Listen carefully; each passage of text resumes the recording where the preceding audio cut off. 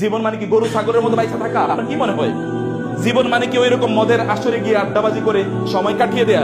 জীবন মানে কি রাতের সারা রাত জুড়ে অশ্লীল সিনেমা নাটক দেখে অথবা দোকানের কাছে গল্প করে সময় কাটিয়ে দেয়া? জীবন মানে কি অমকের বিরুদ্ধে কি করবেন, তমকের বিরুদ্ধে কি করবেন, এগুলো সবসময় প্ল্যান পরিকল্পনা করা? জীবন মানে কি আপনি হতাশায় আপনার সন্তানরা আপনার কথা শুনে না, আপনার স্ত্রী আপনার কথা শুনে না, আপনার স্বামী আপনার কথা শুনে না, আপনার ভাই বোন আপনার সাথে বিট্রে করেছে? জীবন মানে কি তাই? আপনার প্রতি মুহূর্তে আত্মহত্যা করতে মনে চাই, এটাই মানে জীবন? আপনি কি জীবন যাপন করছেন? আপনি তো কিছুই বুঝেন না। ইবনে তাইমিয়া অথবা ইবনুল কাইয়িম রাহিমাহুল্লাহ তারা কি জীবনের কথা বলেছেন তারা দেখেন। তারা হয়তো কারাগারে, কিন্তু বলেছেন আমরা এই কারাগারে যে সুখে আছি, এই সুখের কথা যদি অন্য লোকেরা জানতো তাহলে আমাদের বিরুদ্ধে যুদ্ধ করে, তলোয়ার দিয়ে যুদ্ধ করে সুখ আমাদের কাছ থেকে ছিনিয়ে নিতে চাইতো। কারণ তারা তাদের সময়টা স্পেন্ড করেছে কার সাথে? আল্লাহর সাথে, আল্লাহ রাসূলের সুন্নাহর সাথে।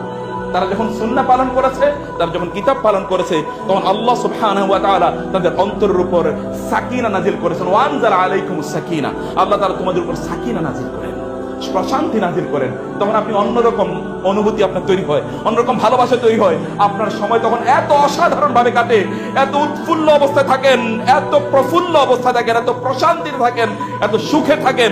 এই সুখ পৃথিবীর কোনো মানুষ কোনোদিন উপলব্ধি করতে পারে না। সেই সুখ আল্লাহ তাআলা আপনাকে দেন, কিন্তু সেই সুখ পাওয়ার জন্য আপনাকে আসতে হবে কিতাব আল্লাহ ওয়া সুন্নাত রাসূলের কাছে। আপনাদের কাজ হচ্ছে আপনাদেরকে জ্ঞান অর্জন করা, জানা। ইসলাম কোন মূর্খের ধর্ম নয়। মূর্খ রাখার জন্য আল্লাহ সুবহানাহু ওয়া তাআলা নবী রাসূলদেরকে পাঠান নাই। নবীর মিশন যা আল্লাহ তাআলা উল্লেখ করেছেন, আপনি কোরআনের পাতায় পাতায় দেখুন না, সেই কথা আল্লাহ তাআলা বলেছেন যে নবীর মিশন হচ্ছে মানুষকে কি দেয়া? শিক্ষা দেয়া, মানুষকে শিক্ষিত হিসেবে তৈরি করা।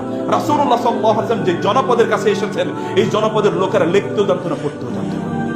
কিন্তু এই গোটা পৃথিবীর সকল মানুষের শিক্ষকে ওই লোকগুলো তৈরি হয়েছিল, যে লোকগুলো পড়তেও জানতো না, লিখতেও জানতো না, কোনো বিশ্ববিদ্যালয়ে যায়নি, কোনো এডুকেশনাল সেন্টার তাদের ছিল না, কোনো স্কুল কলেজ ছিল না, না ছিল তাদের ওইরকম কোনো বই তাদের মাত্র একটাই, তা হলো কিতাবুল্লাহ, আল্লাহর কিতাব।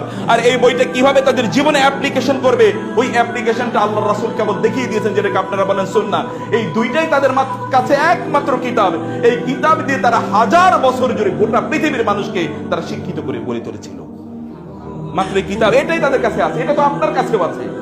অতএব কিতাব এবং সুন্নাহ, যেটা আল্লাহ সুবহানাহু ওয়া তাআলা পাঠিয়েছেন, কিতাব এবং যেটা আল্লাহর রাসূল জানিয়ে দিলেন, কিতাবের অ্যাপ্লিকেশনটা কি, কিতাবের এক্সপ্লেনেশন, তার ব্যাখ্যাটা কি, কিতাবকে কিভাবে আপনি বুঝবেন, আপনার জীবনে এই কিতাবটাকে কিভাবে আপনি পালন করবেন, প্রতিপালন করবেন, তিনি এটা আপনাকে শিখিয়ে দিয়েছেন, যেটাকে বলা হয় সুন্নাহ। ওয়া ইউআল্লিমুহুমুল কিতাবা ওয়াল হিকমা।